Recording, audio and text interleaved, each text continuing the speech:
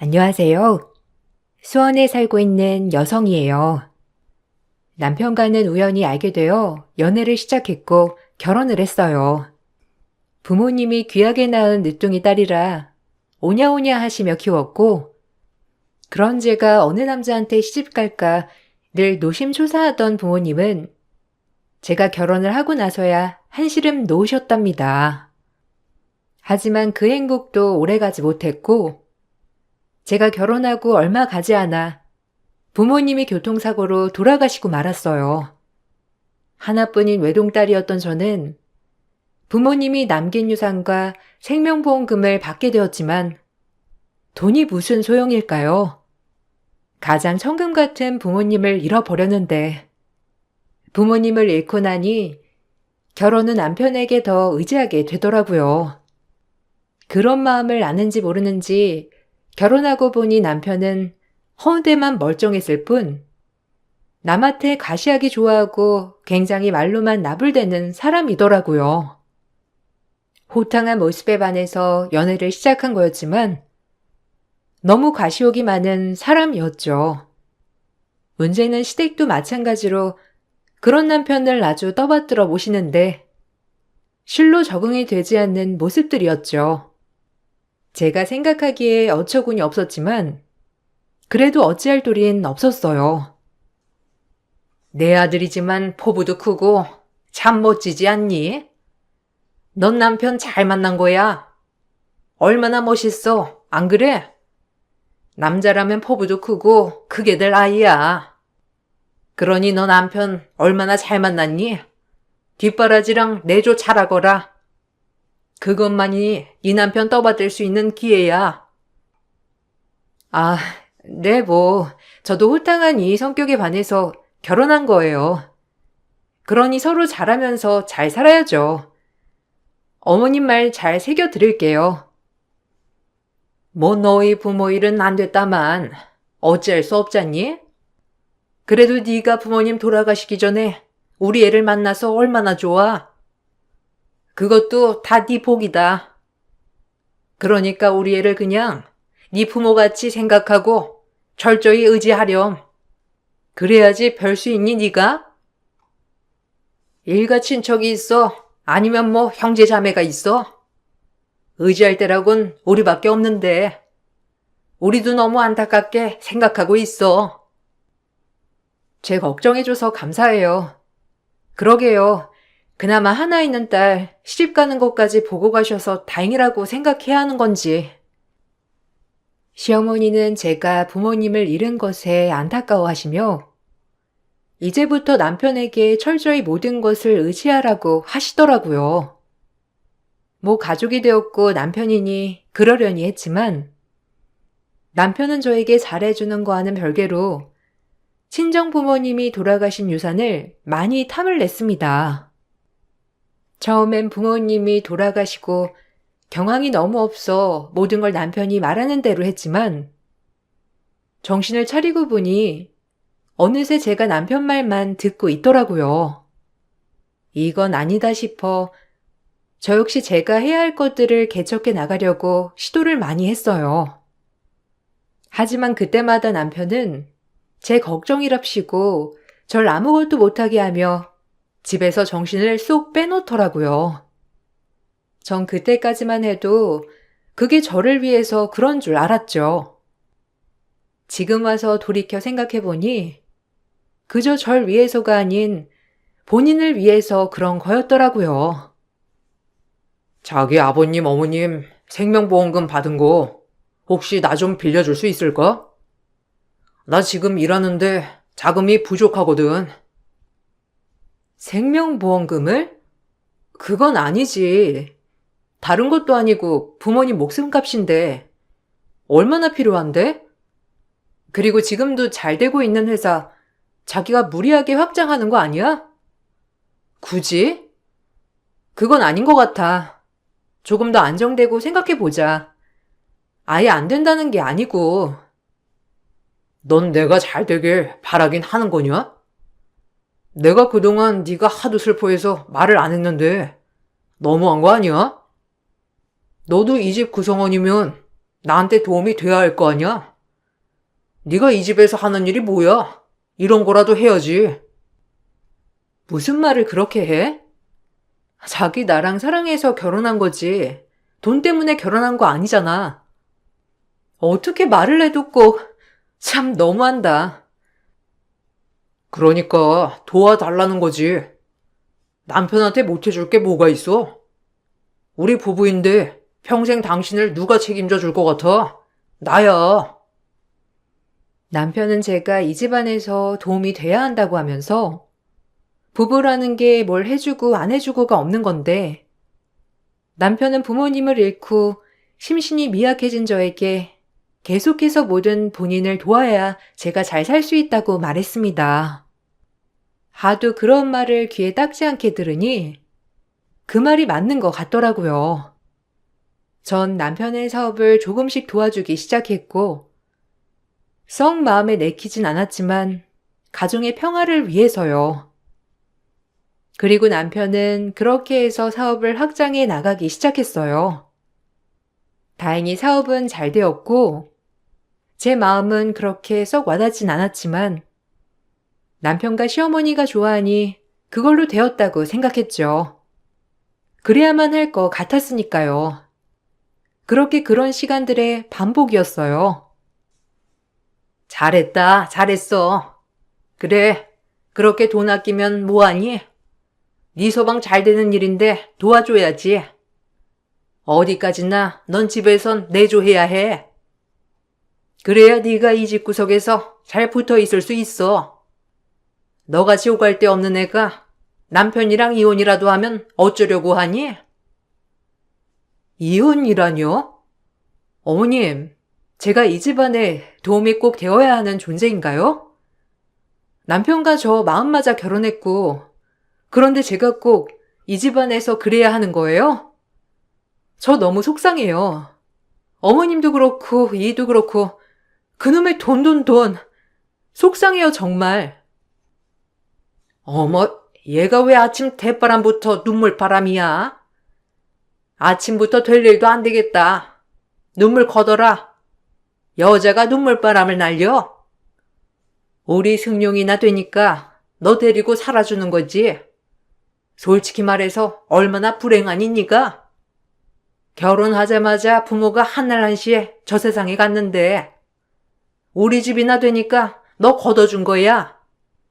까놓고 말해서 내가 원래 말을 돌려서 하지 못하잖니. 그러니까 네가 승용이한테 잘해야 해. 알겠지? 너만 잘하면 이 집에 아무 문제 없다. 내 말 너무 서운하게 듣지 말고 새겨 들어.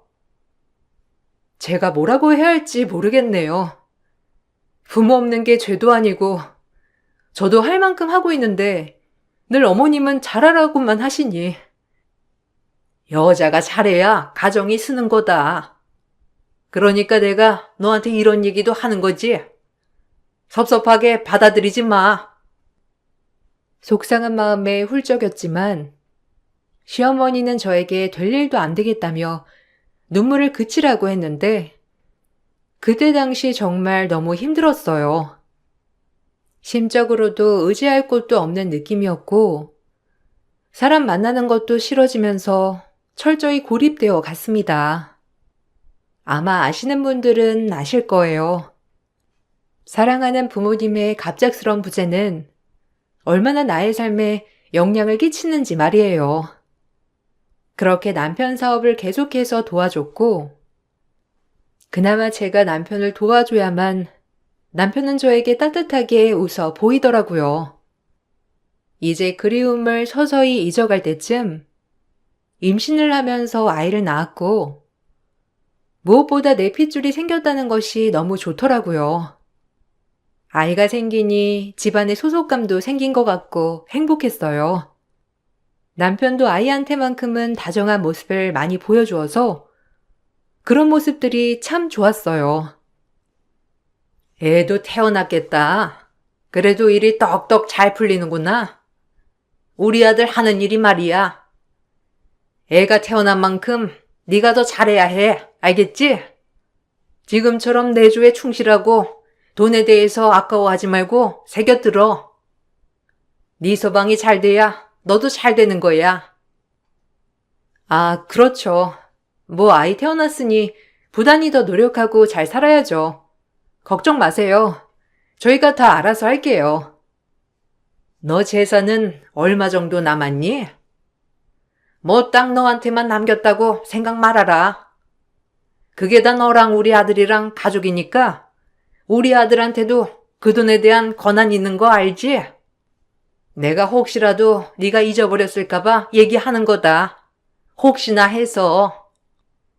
어머님은 제 얼굴 볼 때마다 돈 얘기만 하시는 것 같아요. 저만 보면 돈 얘기밖에 생각이 안 나시나요? 너무해요, 정말. 아니, 말이 그렇다는 거지. 참 너도 꼭 그런 식으로 받아들이더라. 우리 아들이 잘 돼야 네가 잘 되는 거니까 두루두루 말한 거야. 시어머니는 늘 저와 대화 끝에 친정 유산에 대해 언급하셨고 그럴 때마다 마음이 썩 좋지는 않더라고요. 그렇다고 화를 낼 수도 없는 노릇이었고 그저 저희 아이를 키우며 남편과 행복하게 살기만을 바랬습니다. 그러던 중 남편이 이번에 나이를 위해서 마당이 딸린 전원주택으로 이사를 가자고 하더라고요. 무리하게 요구만 하는 남편에게 이번엔 따끔하게 얘기했어요. 제가 따끔히 얘기하자 남편은 오히려 역정을 내며 저에게 뭐라고 했고 역시나 저를 이상하게 몰아가는 투로 말했죠. 자기 수중에 돈이 있으면서 나한테 얘기하는 거야? 이사도 좋고 사업 확장도 좋아. 근데 무슨 돈으로 하겠다는 거야? 아니 뭐 너도 돈 있잖아. 그리고 꼭 그렇게 돈돈 거려야겠어? 남편 기 좀 살려주면 좀 좋아. 당신 내가 생활비 갖다 주는 게 뭐라고 생각해? 그 돈으로 당신이랑 지 먹고 사는 거 아니야. 그런데 남자 귀를 이렇게 꺾여놔야겠냐고. 참 어이가 없네. 아니 그게 아니잖아. 나도 돈 없어. 이제 우리 미래도 생각해야지. 그리고 지금 이 집이 뭐가 어떻다고. 꼭 내가 당신 돈 뜯어가는 사람처럼 얘기한다. 우리가 부부 맞긴 한 거야? 나 우리 지희 아빠야. 근데 어떻게 그렇게 말을 해? 그런 뜻이 아니잖아. 그냥 아껴서 지금도 충분히 잘 살고 있으니까 좀 욕심을 내려놓자는 식으로 얘기하는 거야. 내가 이 정도로 버니까 너랑 지희 먹고 사는 거라니까. 나 아니었으면 네가 이런 집에서 살 수 있을 것 같아? 돈도 네가 꼴랑 몇 푼 보태주면 내가 확장시키고 내가 더 불리는 건데. 너도 참 하나만 생각하고 둘은 생각 못하네 진짜. 순간 당황했어요. 돈 얘기를 꺼내자 저에게 오히려 본인의 길을 꺾는다고 하는데 속상했어요.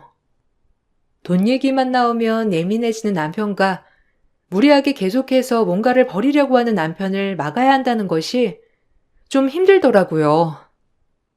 제가 돈을 풀어줄 생각을 하지 않자 남편은 집에도 안 들어오기 시작했는데 정말 황당 그 자체였죠. 아무리 전화를 해도 받지를 않더라고요. 어머님, 이 연락 돼요? 지금 제 전화도 안 받고 집에도 며칠째 안 들어오고 정말 미치겠어요. 무슨 일인지 아세요? 얘기 들었다. 아니, 큰 집 하나 있으면 얼마나 좋아? 너 둘째 낳을 때도 그렇고 그리고 네 서방이 좀 해달라는 건데 그렇게 돈으로 무시했다며? 너네 친정부모가 남겨준 유산 움켜쥐고 있으면서 갑질하니까 좋으니? 진짜 어이가 없어서 원. 네? 갑질이라뇨. 그리고 저 그동안 할 만큼 했어요. 지금 사는 집도 나쁘지 않고 둘째 낳고 살아도 충분하다고 생각해요. 그런데 꼭 큰 집으로 이사를 가야 하나요? 저 정말 이해가 안 가서 그래요. 그리고 저희 부모님 목숨값을 왜 그렇게 저한테 대놓고 요구하시는 건데요? 제가 그동안 말씀을 안 했지만 정말 너무들 하시네요. 그저 돈, 돈, 돈. 진짜 지겨워요. 제가 처음으로 시어머니에게 이렇게 얘기하자 시어머니는 당황했는지 아무 말도 못한 채 입만 떡 벌어지더라고요. 그러고 이내 정신을 차리시곤 저에게 막말을 일삼으셨고 오갈 데 없는 저는 참 서럽더라고요. 갈 친정이 있나 만붙일 형제가 있나 이런 모욕을 듣고 내가 여기 있어야 되나 싶은 생각이 그 순간에 들더군요. 딸아이를 낳아서 그런지 몰라도 제 마음은 그전보다 더 독해져 있었어요. 하지만 제가 아무리 말을 해도 시어머니는 제 말을 들을 생각조차 하지 않더라고요. 어머, 넌 말하는 것 좀 봐. 그동안 어떻게 참고 살았냐? 아주 못돼 먹어가지고. 그동안 우리가 너 돈 뜯어간다고 생각했던 거 아니야? 너 진짜 섭섭하다. 네 남편 밖으로 놔두라도 나도 이제 모른다. 다 네가 하기 나름인데 뭐. 조언을 해줘도 진짜 어떻게 그렇게 받아들이는지 너 정말 별로다 별로야. 아주 은혜를 원수로 갚니? 실망이다 정말. 어머님, 그게 아니고요. 제 말씀 좀 들어보세요. 좋은 일 없이고 매일 저를 휘두르려고 하시니까 그런 거죠. 제가 모를 것 같아요? 내가 널 휘둘러? 내가 널 위해서 해준 말인데 그렇게밖에 못 받아들인다고 하니? 참 내가 할 말이 없구나. 어쨌든 네 신랑 나가서 뭐라고 다니던지 네가 알아서 생각해. 너랑은 말이 안 통해. 너같이 피해의식에 똘똘 뭉친 애한테 무슨 말을 내? 시어머니는 더 이상 저와 얘기하고 싶지 않다며 얘기를 거부하였고 그로부터 일주일이 지난 시점 아무렇지 않게 남편이 집에 들어왔어요. 남편은 집에 들어와서 또다시 돈을 요구했고 이번에도 안 주면 정말 나가겠다는 뉘앙스로 얘기하더라고요. 인간이 어쩜 저렇게 이기적인지 내가 왜 이런 사람과 결혼을 했는지 각성이 되면서 그날 대판했습니다. 어떻게 된 거야? 아, 돈 때문에 집을 나갔다는 게 말이 돼? 전화도 안 받고 당신 이렇게 무책임한 인간이었어? 당신이 왜 날 무시했잖아. 그러니까 그런 거지. 누가 무시하래? 바깥에서 일하는 남편 무시하는 게 말이 된다고 생각해? 무시는 누가 무시야. 당신이 너무 무리하게 요구하니까 얘기를 해보자는 거지. 당신도 진짜 너무한다. 어쩜 그래? 남편이 하는 일에 태클 거는 게 무시하는 거지. 내가 다 생각해 놓은 미래가 있는데 따라오기만 하면 된다니까. 당신만 딱 투자를 해주면 우리의 완벽한 미래를 펼칠 수 있단 말이야. 그러니까 협조 좀 해. 나 당신이 협조할 때까지 집에 안 들어올 거니까 그리 알아. 이렇게 무시당하고는 못 살아. 가장이 가장의 위험이 있지. 집에서 내조하는 아내가 날 무시하는데 내가 밖에 나가서 뭘 할 수 있겠어? 무시라니. 당신이랑 도저히 말이 안 통한다. 집을 나가겠다고? 나랑 지인은 당신한테 아무것도 아닌 사람들이야? 집을 나가든지 이혼을 하든지 마음대로 해. 제 말에 아무 대답도 없었고 그렇게 대판 싸움을 하다 딸아이까지 빌미 삼아 결국 끝끝내 마지막 남은 유산을 가져다가 한적한 땅에 집을 짓기 시작하더라고요. 아주 큰 전원주택이었는데 그렇게 남들에게 보이는 것을 좋아하는 남편은 결국 모든 것을 잃었어요. 그렇게 1년이 채 안 되게 걸린 전원주택 작업이 끝이 났고 마당이 드넓은 집이어서 아이들이 뛰어놀기엔 참 좋긴 하더라고요. 그래, 우리 아빠, 엄마가 마지막으로 남겨주신 집이라고 생각하자라고 애써 생각을 하며 마음을 굳게 먹었어요. 그렇게 저희가 이사를 갔고 딸아이도 넓은 집에서 뛰어노니 참 좋아해서 남편도 역시 본인 말이 맞았다며 한참을 흐뭇해했고요. 이 집에서 이제 우리 딸아이가 쑥쑥 자라기만을 기다려야겠구나 하고 생각하며 즐거운 나날을 상상하며 지냈어요. 자고는 아직 수리 중이니까 이쪽으론 통행하지 말고 현관으로만 통행해. 아무래도 공사하는 사람들이 집주인이 그쪽으로 들락날락하면 얼마나 불편하겠어. 내 말 명심해. 아직 완료될 때까지 그쪽으론 다니지 마. 알겠지? 명심해. 알겠어. 그럼 공사는 언제쯤 끝나는 거야? 그래도 주택 짓는데 꽤 걸리네. 마당 있는 집으로 이사 가니까 그래도 지희도 참 좋아하고 나도 좋네. 여기서 좋은 일들만 많이 일어났으면 좋겠다. 어머님도 초대해서 슬슬 집 구경 시켜드려야지. 바닥 공사 끝나려면 3개월은 넘게 걸린대. 그러니까 주의해서 지내자. 그쪽으로는 얼씬도 말라고 불편할 테니까.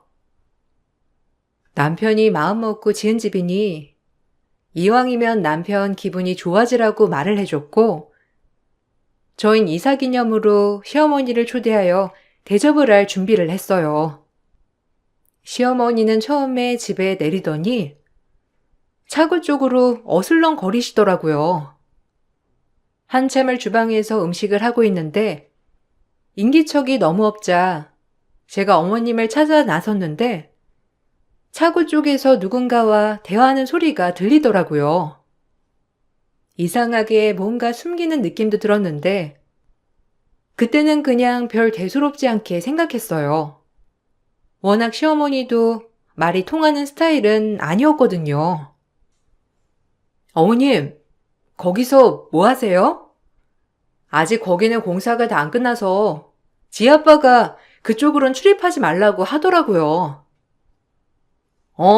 간다. 아니, 여기 그냥 뭔지 구경만 한 거야. 올 필요 없어. 내가 갈게. 구경하다 보니까 여기까지 왔네. 어여 들어가자. 근데 누구랑 얘기하시지 않았어요?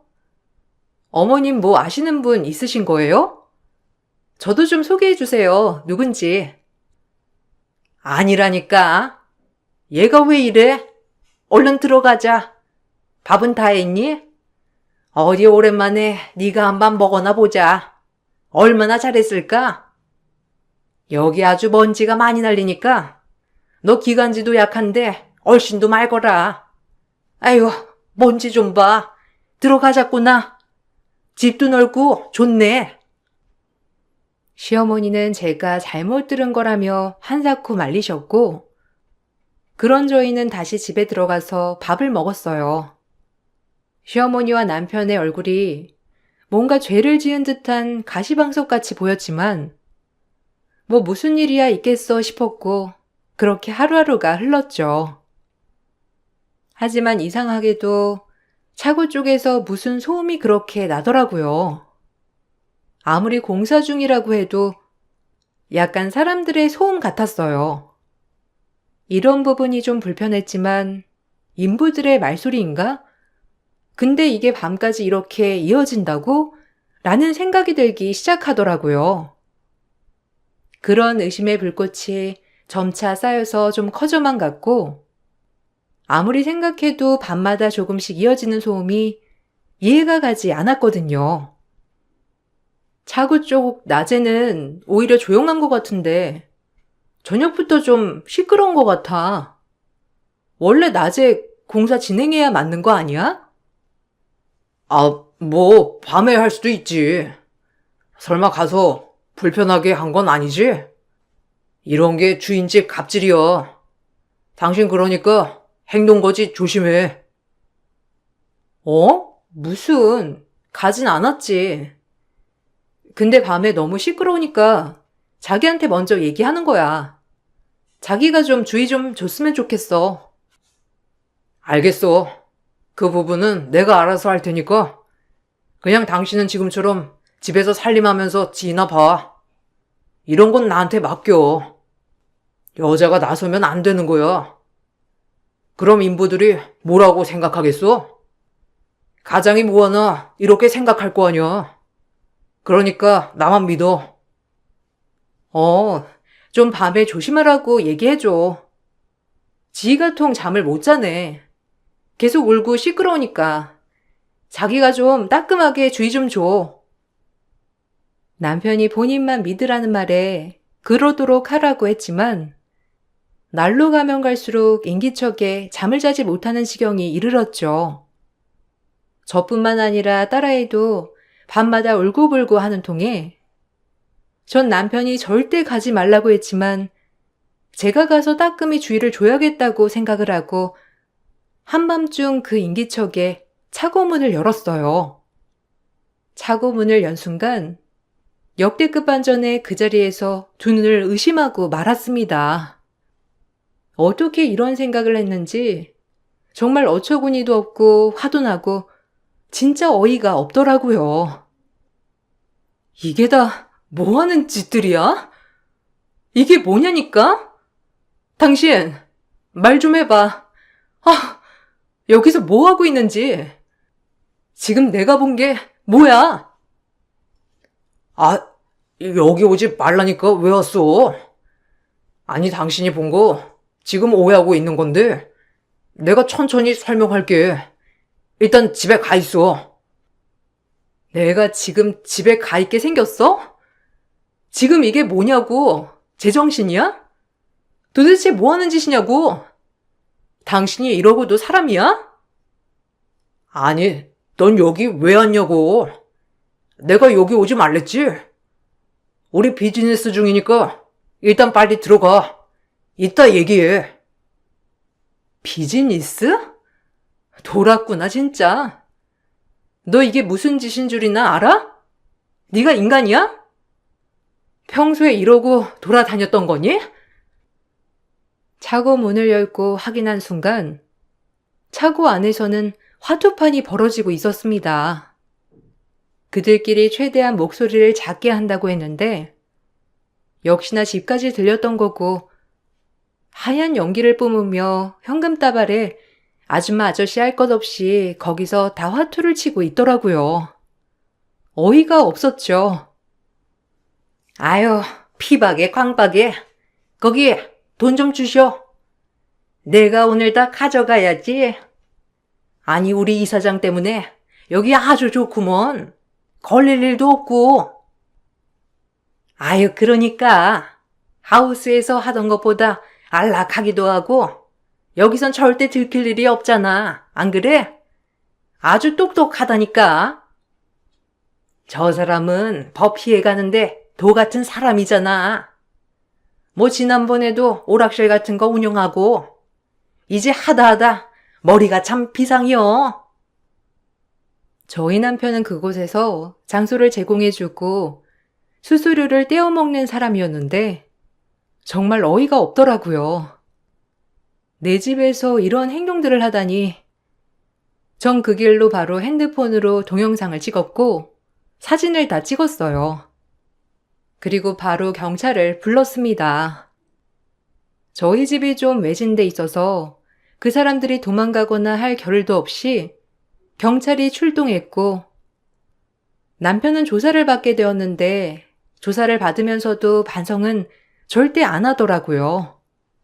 그저 저를 원망하는 눈빛과 말투, 네가 다 망쳤다는 듯한 어조. 정말 황당하고 어이없었어요. 그리고 장소를 제공받은 사람들 또한 저희 남편을 원망하는 눈으로 쳐다봤고 아주 끼리끼리더라고요. 온갖 정이 다 털렸어요.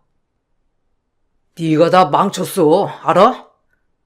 내가 벌어다 준 돈으로 편하게 사는 게 내 뒤통수를 쳐?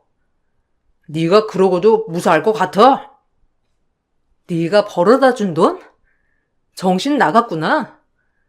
그동안 사업한다고 가져갔던 돈들이 이런 일을 하려고 쓰였던 거니? 나 가만 안 있어. 내가 미련했지. 아기 아빠라는 이유로 널 그냥 믿었으니까. 이제 절대 안 믿어. 내가 다 뺏어올 거니까 두고 봐. 무식하면 말을 마. 너도 한 배를 탄 거야, 알아? 내가 벌어다 준 돈으로 얼마나 행복하게 지냈어? 그러니 너도 동조한 거라고. 어디 그렇게 말해봐. 무슨 수를 써서라도 너 콩밥 먹여줄 테니까. 그리고 지희 볼 생각 마. 너 같은 아빠 없는 게 훨씬 나으니까. 전 참고인 조사도 마치고 집으로 향했고, 남편의 금고에서 그동안에 비정상적으로 재산을 취득한 자료들을 모든 증거 자료로 법원에 제출했어요. 주택 매입 또한 몰래 이런 장소를 마련하기 위해서 이렇게 확장을 한 거였더라고요. 그동안 시골 비닐하우스에서만 하던 것들을 아예 이렇게 집을 지어 집안에 따로 차고 형식으로 자리를 마련한 거였죠. 아주 영악한데요? 규모하게 피해 다니면서 계속 수수료 먹고 이런 식으로 재산을 불리고 정말 보통이 아니네요. 네, 몰랐어요, 한사코. 이거 다 증거 자료로 제출할게요. 그리고 이혼 소송도 같이 진행해 주세요. 우리 아이 아빠 할 자격 없으니까요. 경찰과 검찰은 이 모습을 보고 보통이 아니라며 혀를 내두르더라고요. 그리고 전 이혼 소송까지 같이 진행을 했습니다. 남편 아니면 난 이제 내 가족이 한 명도 없다는 두려움으로 늘 남편을 믿고 지지했지만 무슨 용기인지 정말 생각이 전환되더라고요. 아이에게도 이런 아빠보다 없는 게 낫다고 생각이 들었고, 남편의 수사가 이어지자 시어머니는 저에게 막말을 해대며 다시 모든 걸 제자리로 돌려놓으라고 하더군요. 어이가 없었고 저 역시 시어머니에게 막말을 한가득 했어요. 너 누구 돈으로 그렇게 호사했어? 이제 와서 네 남편한테 죄를 물어? 얼마나 너희 먹여 살리려고 그렇게 악착같이 노력했는데 네가 뒤통수를 쳐? 네가 화근이야, 애초에 네가. 우리 아들 이렇게 된 것도 너 때문이야. 꼴랑 그깟 유산으로 우리 아들 무슨 사업을 할 수 있었겠어? 그러니 이런 거나 해대는 거지. 너희 먹여 살리려고. 입이 있으면 말을 해봐. 정신 나간 노인네가 뚫린 입이라고 막말하네. 내가 그동안 그래도 참았어. 가족이라는 이유로 내가 이해해야지 했다고. 근데 뒤에서 이딴 짓을 해놓고 이것 또한 나 때문이라고? 내 돈 야금야금 가져가서 겨우 한다는 짓이 이딴 일이야? 당신도 똑같아. 그때 우리 집 왔을 때 알았겠지? 아니, 그 전부터 알았겠지. 모든 거 다 회수할 거고 가만 안 둬 당신들. 길거리에 나앉을 준비나 해. 절저히 혼자인 네가 뭘 할 수 있겠니? 기들 친정이 있어. 어디 마음 붙일 형제가 있어. 너 혼자 그렇게 애써봐. 그렇게 생각해. 당신 같은 가족을 둘 바엔 안 보는 게 나아. 노망난 할망구야. 재산 토해낼 생각이나 해. 알겠어? 무식해가지고. 전 그 길로 변호사를 찾아가 저희 집 유산을 찾아올 방법을 물색했어요. 그나마 다행인 건 꾸준히 제 통장에서 남편에게 입금했던 거래 내역과 그리고 그 돈으로 시어머니의 집도 사고 했던 것들이 모두 다 나오더라고요. 비정상적인 재산 취득으로 인한 거죠. 변호사는 다 찾아오기는 힘들지만 일부는 찾아올 수 있다고 했고 지금 전원주택도 소송으로 가져오자고 했어요. 전 그렇게 남편과의 길고 긴 싸움을 했습니다. 저와는 별개로 잘못된 장소를 제공한 수법의 죄를 받고 그리고 저와 이혼소송 또 재산분할의 소송이 이어졌어요.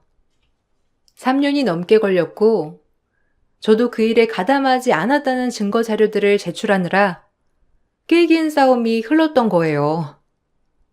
하지만 옆에서 변호사님이 많이 도와주셔서 다행히도 모든 돈은 아니었지만 엄마 아빠가 남겨주신 유산으로 지은 집을 되찾을 수 있었고 남편은 구속이 확정되었어요. 구속이 확정되니 친권과 양육권은 자연스레 박탈되었어요.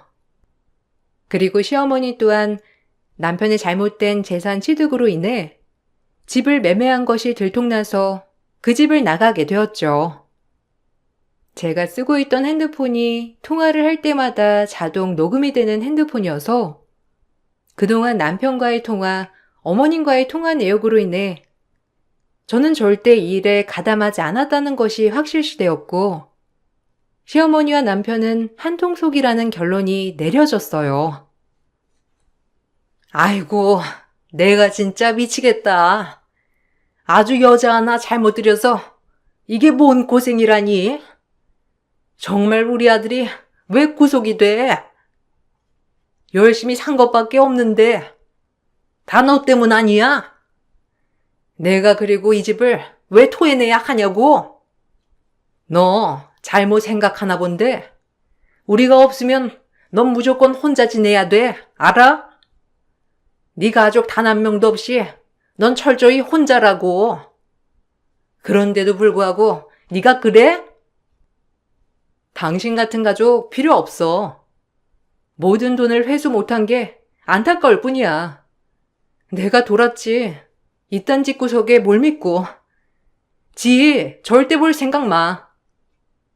당신들이랑 절대 교류 못하게 할 거니까. 인생이 비합법적인 인간들 감히 날 속이고 뒤에서 이런 짓을 해? 아직 벌을 덜 받았어. 우리 지가 우리 집 핏줄인데 내가 왜 지 일을 못 봐? 네가 뭔데 우리를 끊어내? 네가 그러고도 무사할 줄 알아?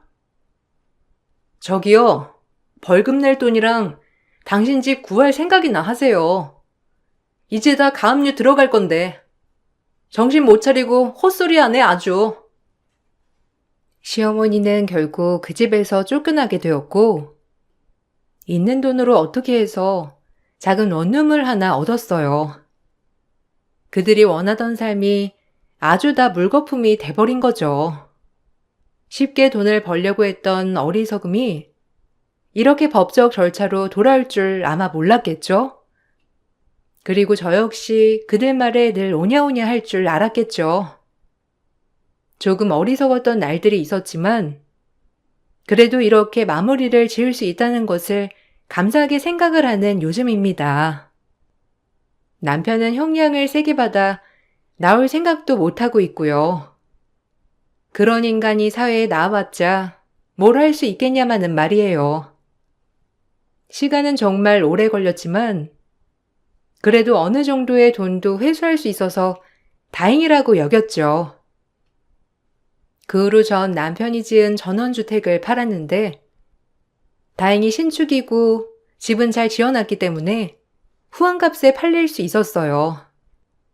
그리고 저희는 딸과 경기도로 이사를 왔고 우연히 그 집을 매매하고 다시 구매한 경기도의 집이 폭등을 하면서 저는 그래도 딸아이와 걱정 없이 살 수 있었어요. 그리고 돌이켜보니 정말 제 마음이 그때 왜 이렇게 심신미약이었나 싶더라고요. 딸아이가 있으니 이렇게 용기가 나는데 그때의 저를 이용한 것 같아 너무 화가 나지만 그래도 그런 시련이 있었기에 이렇게 당당하게 마음을 다질 수 있었다고 생각해요. 지금은 모든 걸 정리하고 딸과 조용히 살아가고 있습니다. 조금 남은 돈으로 아파트 앞 상가에서 네일 아트숍을 운영하고 있는데 이렇게 소소하게 딸과 살아가는 게 좋더라고요. 소송을 마무리하면서 변호사님과 만나 얘기를 하던 도중 전 남편은 구속이 되었는데 계속 전부터 했던 잘못된 장소 제공 사례들이 걸려서 형량이 늘어났다고 하더군요.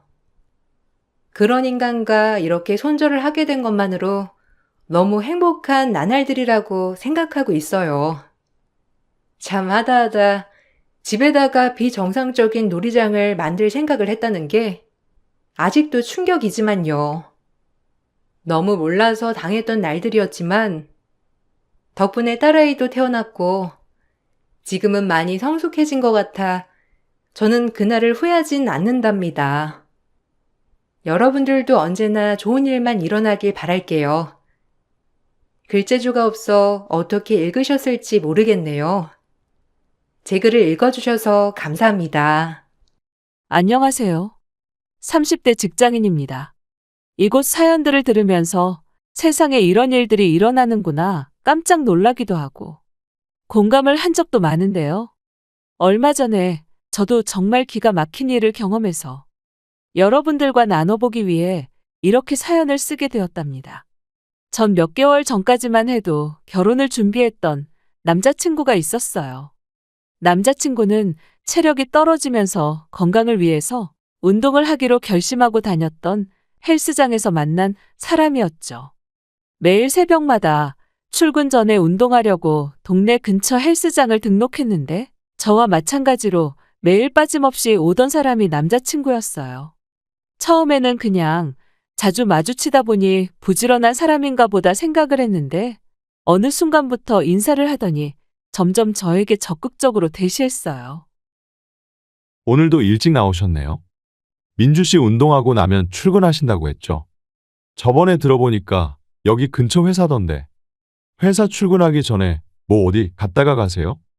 시간 좀 남으실 것 같은데 저랑 아침에 커피 한잔하고 가시는 건 어떠세요? 저도 여기 근처 회사 다니고 있어서 시간이 좀 붕뜨긴 하는데 솔직하게 말하면 민주 씨한테 관심 있습니다. 민주 씨랑 커피 한잔하고 싶어요. 저는 아직 남자친구 만날 생각이 없어서요. 그리고 전 출근 시간이 빨라서 운동하고 나서 바로 가야 돼요. 커피는 못 마실 것 같네요. 매일 운동 나오시는 것 같은데. 이렇게 말하시면 불편하시지 않으시겠어요?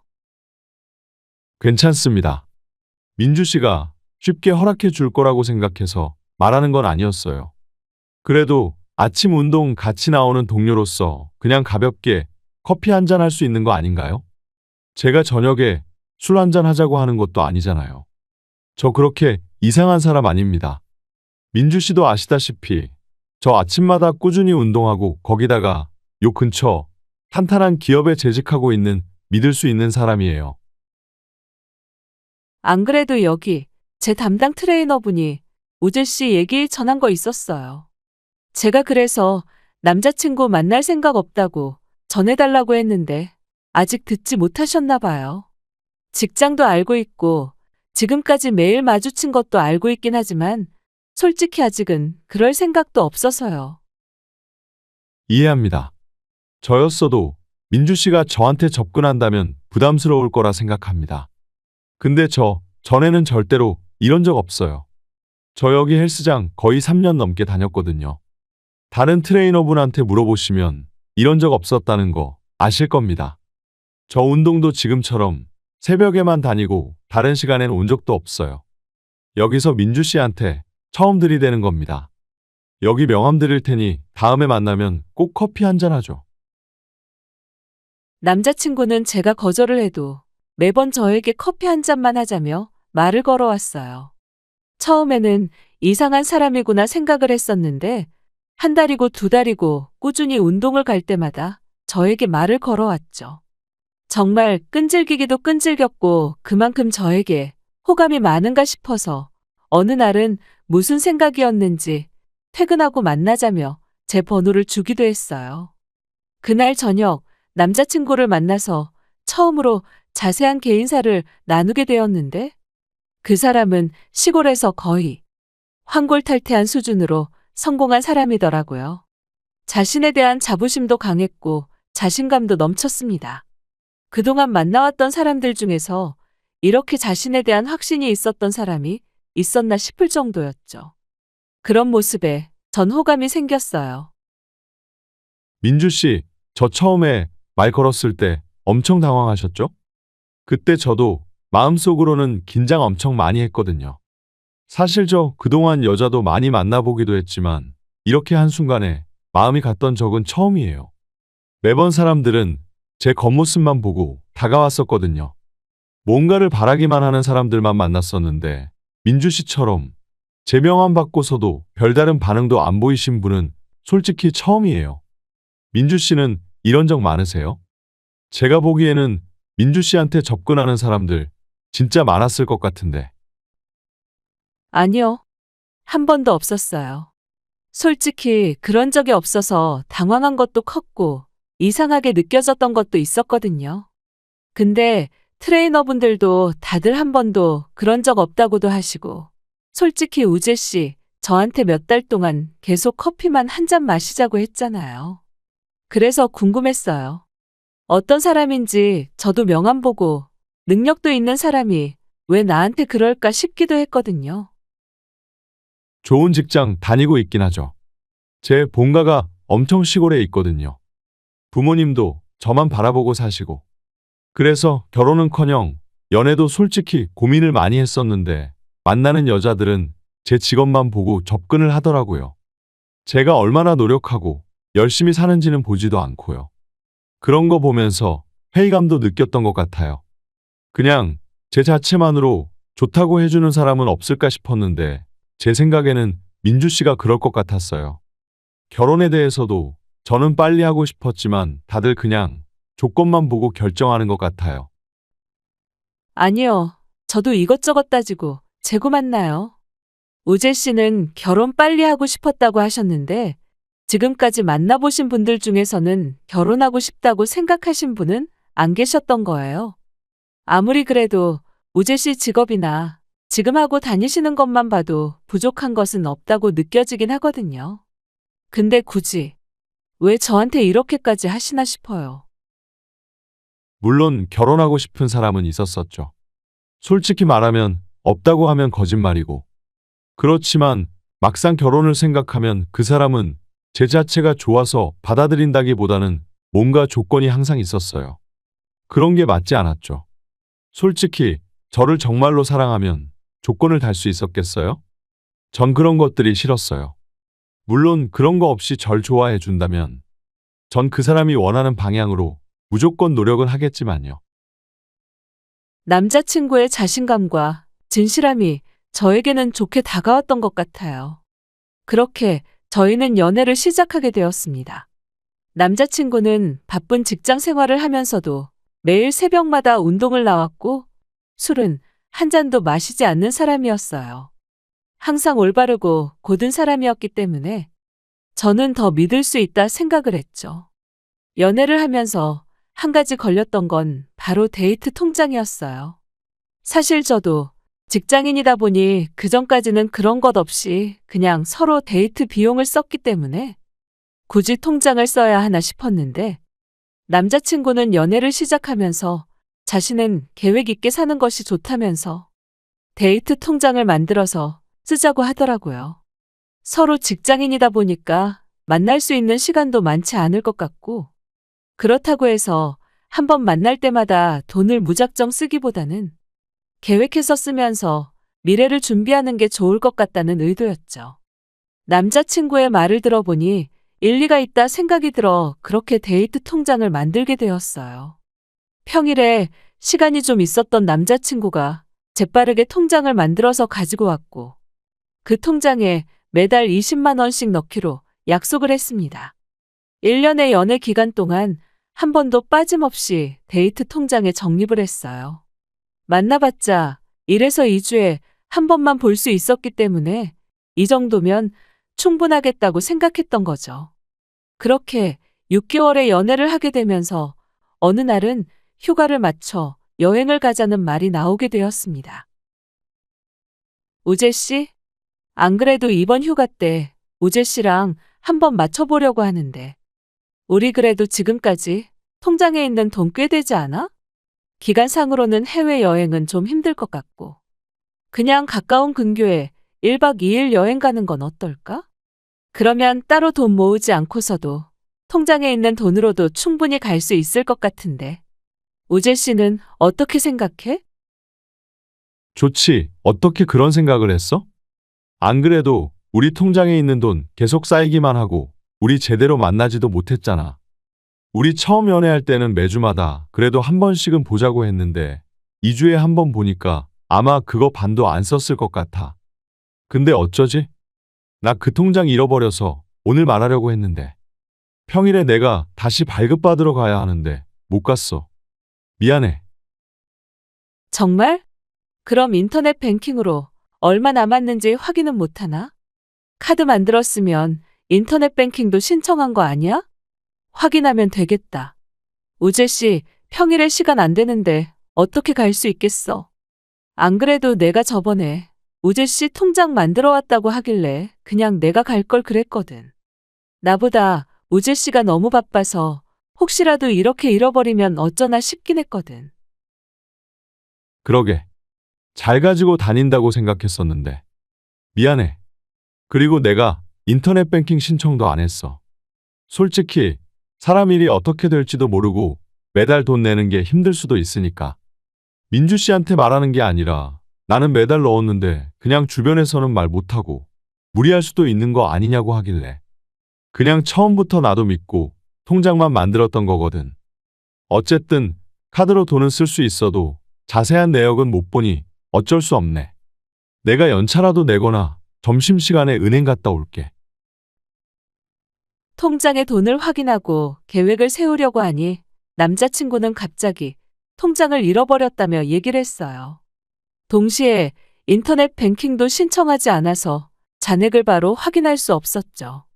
미안해하는 남자친구를 보면서 그 앞에서 뭐라고 할 수도 없었고 고의가 아니었으니 그냥 넘어갈 수밖에 없었습니다. 저도 남자친구도 다 일을 하고 있었기 때문에 솔직히 일주일에 한 번 보기도 힘들었어요. 그러다 보니 매달 20만 원씩 저축을 해도 반의 반도 쓰지 못했던 날들이 많았습니다.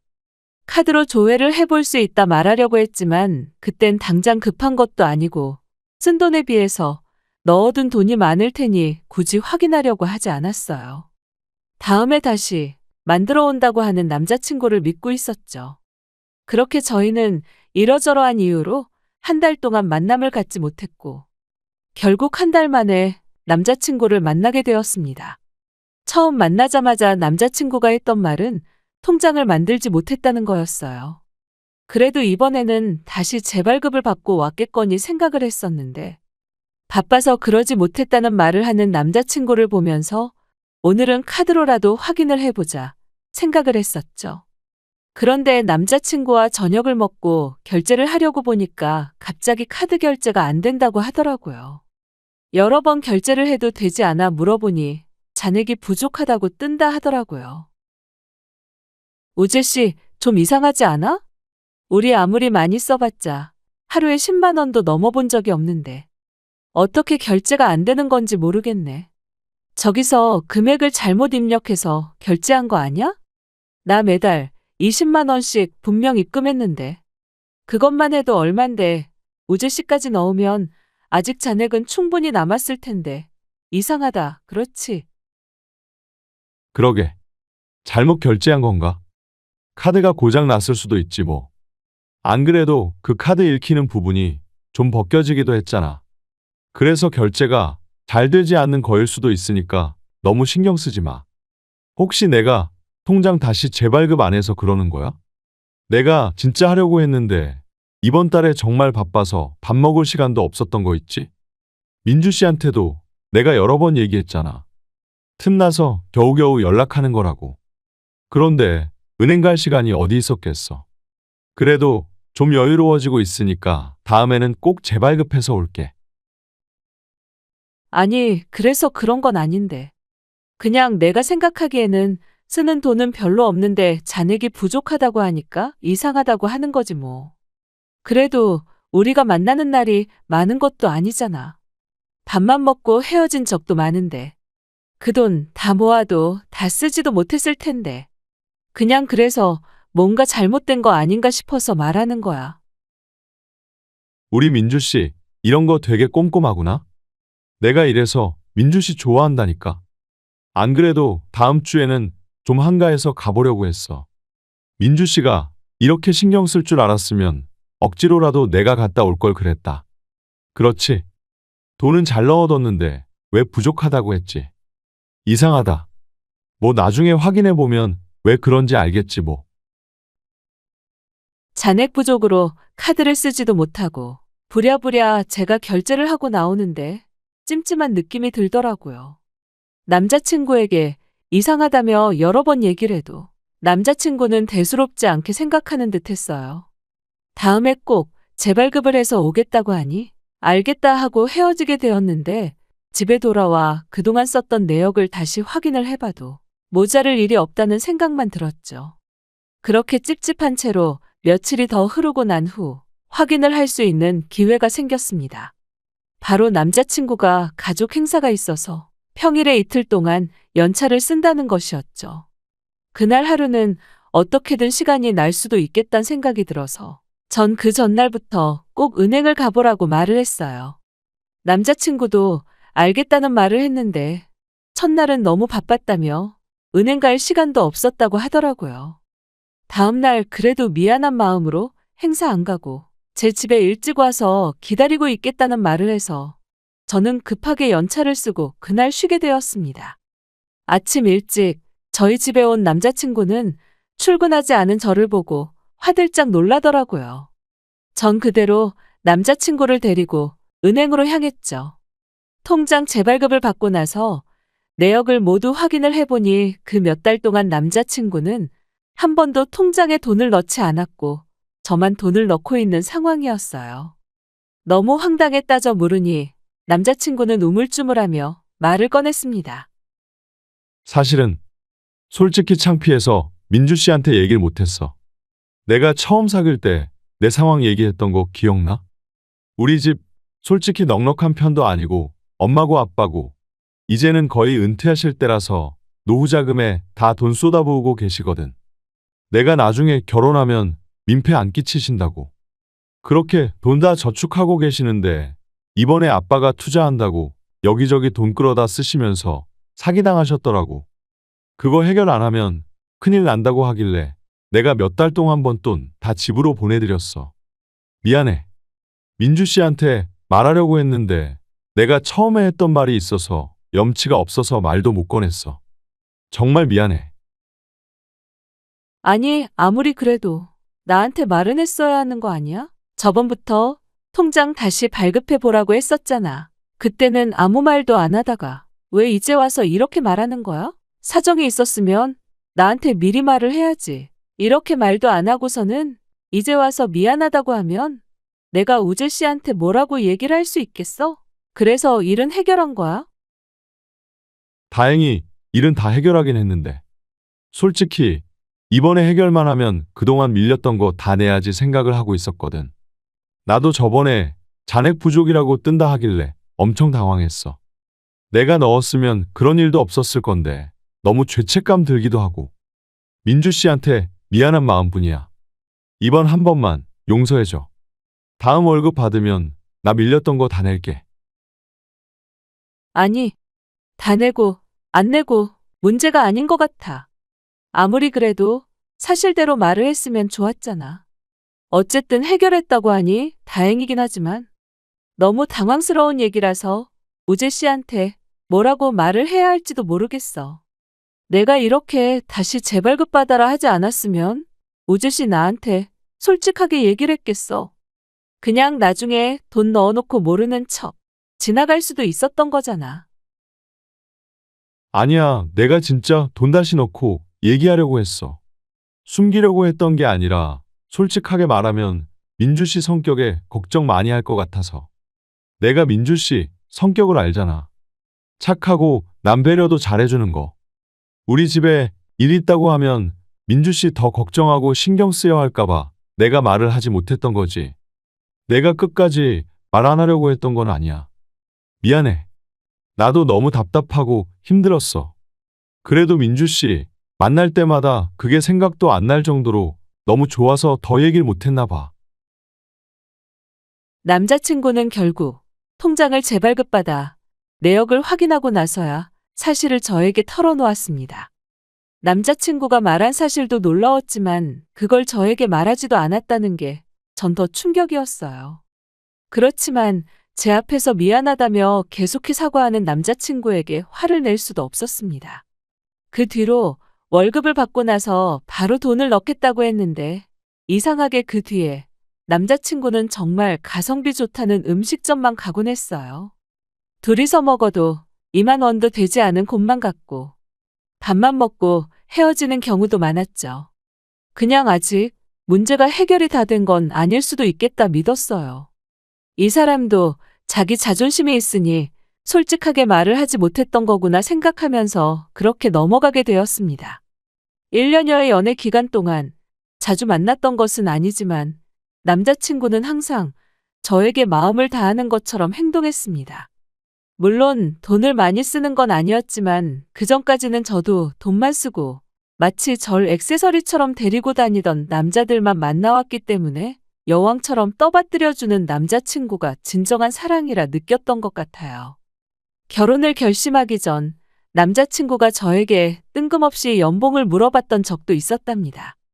남자친구는 꽤나 알려진 기업이었기 때문에 어느 정도 연차만 알고 있다면 연봉을 예상할 수 있었는데 저는 소기업에 재직을 하고 있어서 남자친구가 궁금할 수 있겠다는 생각이 들더라고요. 우재 씨, 나 연봉 그렇게 높지 않아. 우재 씨는 좋은 기업에 다니고 있으니까 아마 주변 사람들 다들 연봉도 높겠는데 난 그 정도는 아니야. 그냥 어느 정도 먹고 살 정도만 버는 거지 뭐. 나도 우재 씨 월급 얼마나 받는지 정확히는 모르는데 왜 이렇게 궁금해하는 거야? 진짜 얼마 버는지 궁금해서 그것 때문에 물어보는 거야? 내가 진짜 그냥 궁금해서 물어보겠어? 우리 이제 1년 만났잖아. 나이도 있고.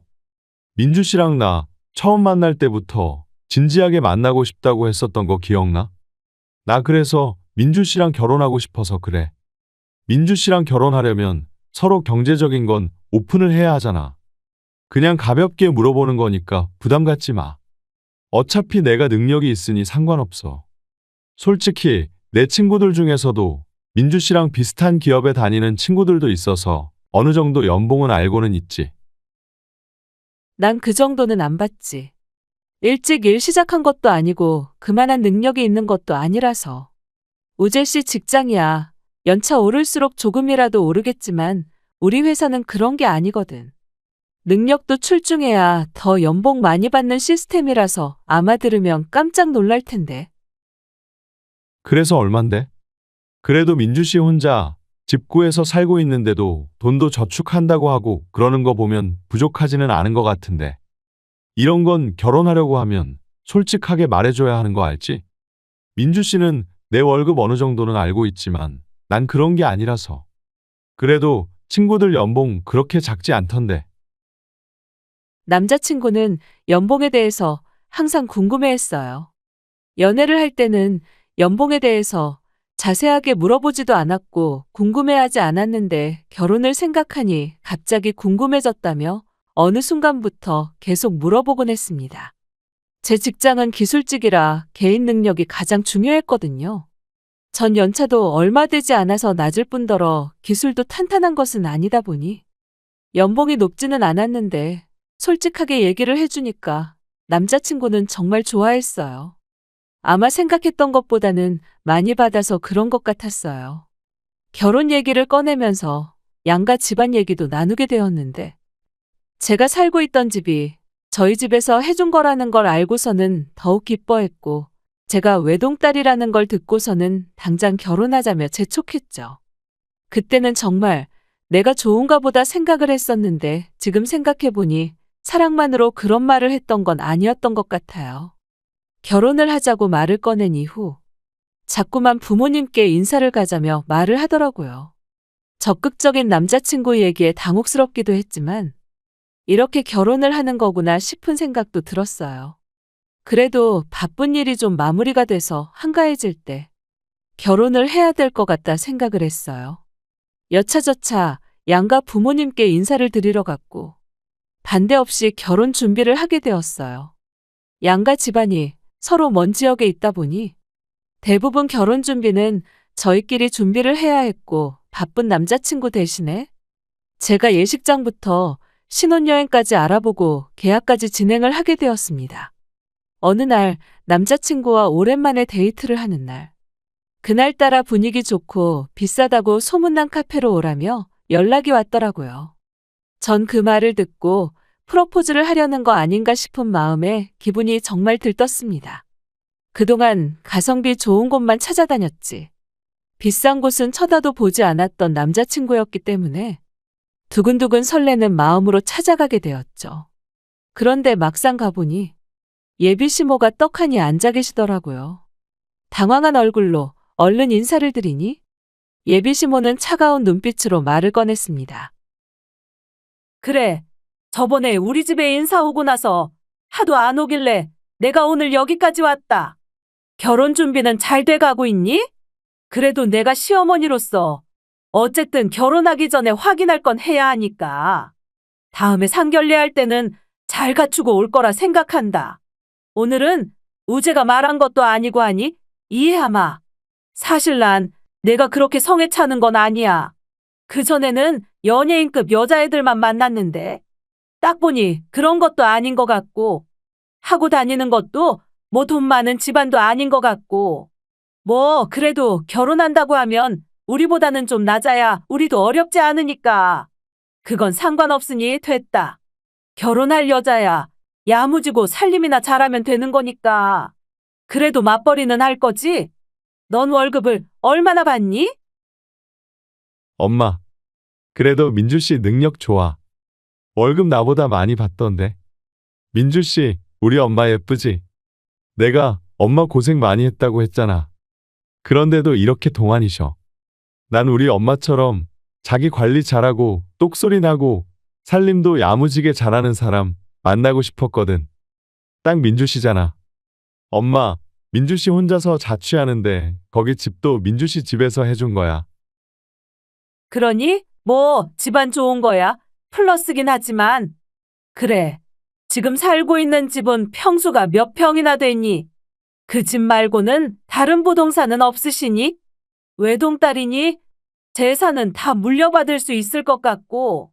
돈은 얼마나 모았어? 여자면 20대 중반부터 일했을 텐데 그래도 억소리 나게 어느 정도 모은 거 아니니? 결혼하려면 혼수고 예단이고 다 해와야 되는 거 알지? 우리 친척들도 많거든. 우리 잘난 아들 데리고 가려면 제대로 해야지. 안 그래도 너한테 물어볼 것도 많았는데 잘 됐다. 오늘 이참에 하나부터 10까지 다 확인해 보자. 아, 죄송합니다. 제가 오늘 어머님께서 같이 오실 거라곤 듣지 못해서. 일단 제가 늦게 근무를 시작했어요. 지금 다니고 있는 회사가 첫 회사이긴 하지만 공부를 좀 오래 하기도 했고 기술 배워야 하는 거라 이곳저곳 실습도 많이 다녀서요. 지금 일 시작한 지는 몇 년 되지 않아서 억 단위까지는 제가 돈을 모으지는 못했습니다. 우재 씨한테도 어느 정도 얘기는 했는데 많이 모았을 거라 생각을 했던 것 같네요. 월급 받는 통장이 있긴 한데 거기는 말 그대로 월급만 받는 통장이라서요. 아니, 내가 나이가 몇인데 1억도 못 모았어. 아무리 늦게 일을 했다고 해도 부지런히 모으면 1억 금방인데 아직까지 못 모았다는 거야. 아휴, 우재야, 넌 어떻게 골라도 이런 애를? 차라리 연예인 같이 이쁘고 그런 애 데리고 오면 몰라. 볼 것도 없는 애를 너는 왜 데리고 왔니? 이렇게 능력 없는 애 데리고 오면 너만 다 책임지고 고생하며 사는 거야. 아휴, 모질지 못해가지고. 나 이 결혼 찬성 못하니까 그렇게 알아라. 진짜 돈 많이 못 모았어? 연봉이 그렇게 높은데 돈을 못 모은 게 맞는 거야? 지금 사는 집도 집에서 해준 집이라서 월세 나갈 일도 없잖아. 그런데 무슨 돈을 못 모아? 아무리 일을 늦게 시작했다고 해도. 민주 씨, 지금껏 나한테 있는 척한 거였어? 잘 사는 집안인 줄 알았는데 그것도 사실 아닌 거야, 뭐야? 설마 연봉도 나한테 거짓말했던 거야? 우재야, 저런 여자애들 한두 번 만나보니? 그냥 너 직장도 좋고 외모도 잘생기고 그러니까 환심 사려고 그런 말 했던 거지. 내가 오늘 안 왔으면 너 어쩔 뻔했어. 저런 것에 홀려가지고 그냥 결혼하려고 했을 거 아니야. 내가 이래서 너 연애하면 엄마한테 먼저 말하라고 하니까 왜 이번에는 말도 안 했어? 아니, 내가 쟤 잘 사는 집인 거 다 알아보고 만난 거라니까? 만나면서 돈 때문에 문제 있었던 적도 없었어. 너 진짜 나한테 뭐 속이고 있는 거야? 아니, 수상하긴 했어. 아무리 잘 사는 집안이라고 해도 명품 하나는 들고 다닐 텐데 그런 거 하나조차 없어서 얘는 관심이 없는가 싶었는데 진짜 엄마 말처럼 별거 없는 거야? 참나. 엄마, 나 그냥 파혼할게. 엄마 손만 아파. 제 월급 통장을 보시고서는 통장을 제 얼굴에 던지시면서 막말을 퍼붓는 예비시모를 보며 전 너무나 황당하고 화가 났지만 더 황당한 건 그 옆에서 말리기는커녕 파혼하겠다며 오히려 예비시모를 두둔하고 있는 남자친구였어요. 아무런 말도 꺼내지 않고 예비시모를 부른 것도 어이가 없는데 억소리에 그것도 못 모아둔 거냐면서 뻔뻔히 저를 보며 물어보는 남자친구가 더 어이없었죠. 모자의 태도를 보니 그동안 저를 둘러싸고 있던 콩깍지가 한순간에 뺏겨졌습니다. 계속해서 돈도 없고 능력도 없는 애랑 결혼할 거냐며 비아냥대는 시모 옆에서 달래주며 자신도 그런 줄 몰랐다며 헤어지겠다 하는 남자친구를 보고서는 이대로 나가서는 안 되겠다는 생각이 들더라고요. 전 안 그래도 은행 가서 정리하려고 했던 가방에 놓아둔 통장 수십 개를 시모 얼굴 앞으로 쏟아부었습니다. 역시나 시모는 만만치 않은 사람이더라고요. 눈앞에 쏟아부으면 화부터 낼 줄 알았는데 오히려 쏟아지는 통장을 부여잡고 펼쳐보며 금액을 확인하셨죠. 그 모습이 얼마나 어처구니가 없던지 한동안 눈을 감을 때마다 생생하게 보이더라고요. 통장은 모두 다 억대로 저축된 것이었습니다. 잔액을 보고 나선 시모의 눈빛은 한순간에 바뀌었어요. 어머, 이게 뭐야? 이거 다 네가 모은 거니? 아이고, 이렇게 많이 모았으면서 왜 친정 말 한마디를 안 했어? 어쩐지 우리 아들이 아무나 만날 일은 없지? 우리 아들이 또 보는 눈이 있어가지고 알아서 좋은 신부감을 잘 뽑는다니까? 이 정도 모았으면 합격이다. 네가 우리 아들이랑 결혼하면 네 인생은 땡 잡은 거다. 아주머니, 제가 왜 당신 아들이랑 결혼을 해야 하죠? 당신 아들? 여기 반에 반도 갑 안 하는 거 모르세요? 생각해보니까 제가 이 결혼은 너무 손해보는 것 같아서요. 제가 멍청이도 아니고 한 푼도 없는 당신 아들이랑 왜 결혼하겠어요? 아니, 민주 씨 이게 지금 무슨 말버릇이야? 엄마 오늘 어렵게 여기까지 온 거야. 갑자기 왜 그래? 나랑 결혼 안 할 거야? 엄마가 어렵게 허락했는데 지금 뭐 하는 짓이야? 당장 사과드려. 어른들은 당연히 경제적인 걸 먼저 보기 마련이야. 내가 안 그래도 민주 씨 나이도 많고 직업도 별로라고 해서 겨우겨우 마음 바꾸게 하고 모셔왔건만 왜 그러는 거야? 야, 내가 너 거지 같은 거 지금까지 꾸역꾸역 참아주니까 호구 같니? 너랑 결혼하면 내가 호구가 아니라 모질이야. 내 돈 다 날리게 생겼는데 어떤 모질이가 너랑 결혼해? 모은 돈이 얼마냐고? 넌 억이나 모을 순 있고 집안 다 쓰러져 간다고 질질 짜던 애 이해해줬더니만 나보고 억을 내놓으라고? 진짜 거지가 여기 있네. 앞으로 연락하기만 해. 네 만행 다 까발려줄 테니까. 제 통장을 보고 바로 태도를 바꾸는 시모를 보며 이건 암흑길이구나 느껴졌어요. 남자친구에게 바로 헤어지자고 했고 결혼 준비를 하면서 썼던 비용에 대해서 청구를 했어요. 당연히 남자친구는 결혼할 건데 그걸 왜 갚아야 하냐며 따졌고 전 민사소송으로 위자료 청구를 진행했습니다. 예비시모며 계속해서 연락이 오더라고요. 두 모자가 서로 얼굴을 밀치며 탓을 돌린다고 하던데 연락을 차단했더니 남자친구는 안 마시던 술까지 마시고 와서 집 앞에서 행패를 부려 전 경찰에 신고를 하게 되었고 겸사겸사 접근금지 신청도 했죠. 그 와중에 남자친구는 클럽도 다니고 술집에서 헌팅도 하고 심지어는 소개팅도 받았더라고요. 제 지인들이 모두 목격하고서는 저에게 알려주면서 모든 사실을 알게 되었죠. 심지어 남자친구의 과거를 알고 있었던 분이 저에게 저처럼 잘 사는 집 여자 어떻게든 꼬셔서 결혼하려다가 실패한 이력이 몇 번 된다면서 말을 해주셨답니다. 절 사랑해서 그런 게 아니라 제가 하고 다니는 것들을 다 보고선 접근을 했던 것이었어요. 이미 저에게 들이대기 전부터 제 신상을 여기저기 물어보고 다녔다고 해요. 전 콩깍지가 뺏겨지고 나서 그 말이 귀에 들어왔던 거였어요. 전 지인들에게 남자친구와 헤어지게 된 이유를 은연중에 흘리고 다녔고, 소문은 퍼지고 퍼져 남자친구 회사에까지 퍼지게 되었어요. 남자친구는 아니라며 해명을 했지만 술도 전혀 하지 않고 스마트한 신사 이미지가 한순간에 무너지게 된 모양이었어요. 여기에 남자친구 집안에서는 잘 사는 집딸이 아들한테 하도 매달려 결혼시키게 되었다면서 이곳저곳 소문내 또 돈을 빌리고 다녔는지 나중에는 고소까지 들어오게 되었고, 그걸 해결하느라 남자친구는 빚더미까지 안게 되었다고 해요. 덩달아 제가 위자료 청구를 한 것까지 제가 승소하게 되면서 결혼 준비에 사용했던 금액을 지불해야 했습니다. 그렇게 돈 따지던 집안이 돈 때문에 망하기 직전까지 가게 된 거예요.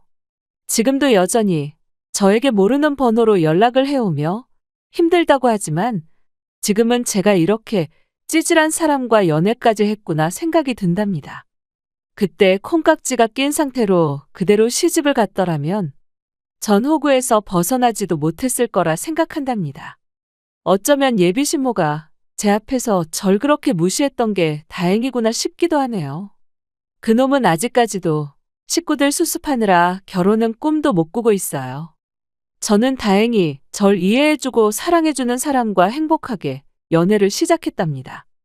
연애를 하면서 이게 사랑이라는 걸 또다시 느끼게 되었네요. 제 긴 사연 들어주셔서 감사합니다. 여러분들도 진정한 사랑으로 행복하시길 바랄게요.